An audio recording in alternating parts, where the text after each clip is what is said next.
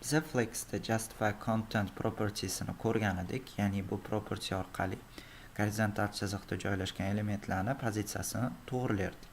Ya'ni o'ngga, chapga, o'rtaga yoki bo'lmasam space between'ni berardik. Xuddi shunga o'xshash property gridda ham mavjud, ya'ni uni nomi justify items deb nomlanadi. Bu demak Flex'dagi justify contentdan biroz farqlanadi, sababi justify items bilan kolumnasi ichida joylashgan elementga ta'sir o'tkazsak bo'ladi. Ya'ni faqat shu kolumna ichidagi elementga ta'sir o'tkaza olamiz. Pozitsiyasini to'g'rilay olamiz. Demak, agar buni ko'radigan bo'lsak, umumiy konteynerga beramiz justify items. Demak, justify ji deb yozaman.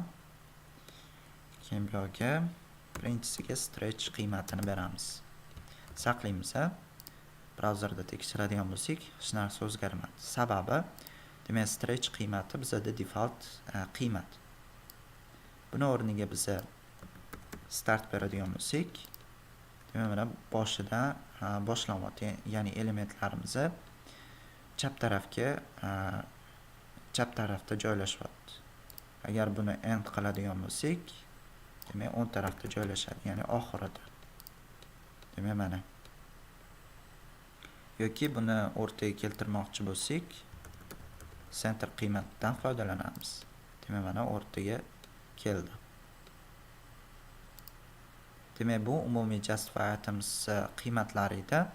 Demak, keyingi videoyimizda biz li items ko'rib chiqamiz.